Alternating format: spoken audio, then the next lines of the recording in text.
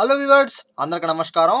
Welcome back to Sai things YouTube channel. Friends, ఈ రోజు ఈ వీడియోలో మనమైతే మన ఆంధ్రప్రదేశ్ స్టేట్లో చాలా రోజుల తర్వాత ఏపీ టిట్కో హౌసెస్ గురించి, ఇంకా అలాగే ఏపీ ఇళ్ల పట్టాల గురించి కొంతమంది రాజకీయ నాయకులు అయితే కొన్ని చర్చలు అనేవి జరుగుతున్నాయి అన్నమాట. ఫ్రెండ్స్, దీనికి సంబంధించి మనకైతే ఒక న్యూస్ అనేది రావడం జరిగింది. ఒక ప్రముఖ రాజకీయవేత్త అయితే కొంతమంది న్యూస్ ఛానల్స్ చేసే కొన్ని ఫేక్ న్యూస్లను నమ్మవద్దని చెప్పేసి ఆయన అయితే వాళ్ళకైతే వార్నింగ్ అయితే ఇవ్వడం జరిగింది అన్నమాట. ఇంకంతేగాండి, ఇళ్ల పట్టాల గురించి, ఇంకా ఈ టిట్కో ఇళ్ల గురించి ఈయనైతే మాట్లాడటమే జరిగింది. మరి మనం లేట్ చేయకుండా వీడియోకి వెళ్ళిపోదాం.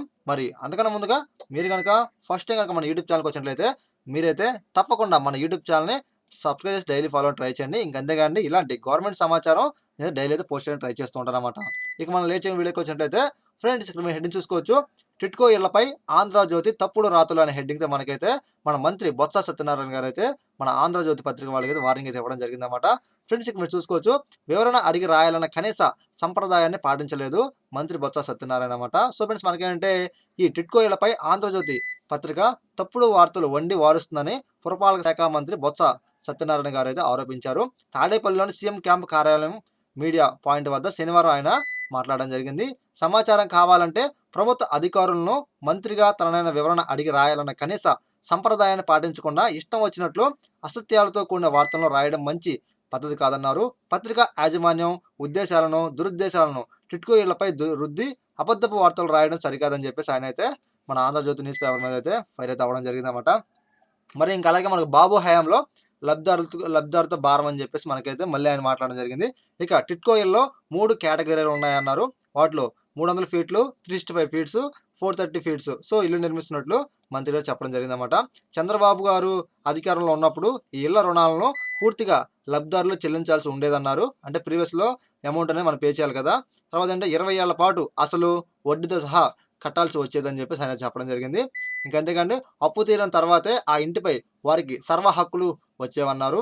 కానీ సీఎం జగన్ పాదయాత్రలో ఇచ్చిన హామీ మేరకు వైఎస్ఆర్సీపీ ప్రభుత్వం వచ్చిన తర్వాత 300 ఫీట్ల ఇళ్లకు మనకంటే ₹1 కట్టించుకొని పేదలకు రిజిస్ట్రేషన్ చేసి పూర్తి హక్కులతో ఇస్తున్నామన్నారు. ఫ్రెండ్స్, మనకేంటంటే మన గతంలో మన చంద్రబాబు నాయుడు గారు ఏం చెప్పారంటే 300 గజాలు, 365 గజాలు, 430 గజాలు సో వీటికి సంబంధించి మీరైతే అమౌంట్ పే చేయాలన్నమాట.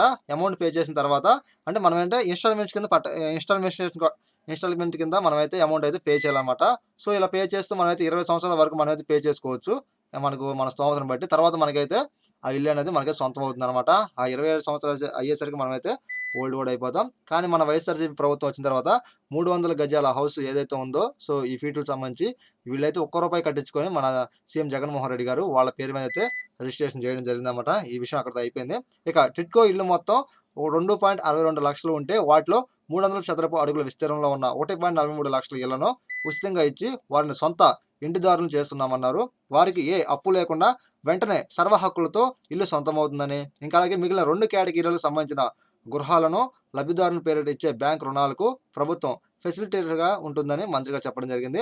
పథకం ఇంత పక్కాగా పేదలకు న్యాయం జరిగేలా అమలు చేస్తుంటే లబ్ధిదారుల పేరిట రుణాలు అంటూ ఇంకా అలాగే ఆంధ్రజ్యోతి తప్పుడు సమాచారంతో రాతలు రాయడాన్ని తీవ్రంగా అయితే ఖండిస్తున్నామన్నారు. ఇంకా అలాగే లబ్ధిదారులను ఆందోళనకు గురి చేయవద్దని ఆంధ్రజ్యోతి యాజమాన్యానికి బొత్సహార్ అయితే హీతు అయితే పలకడం జరిగిందన్నమాట. ఓకే ఫ్రెండ్స్, మీకైతే మ్యాటర్ ఫుల్గా అర్థమైంది కదా.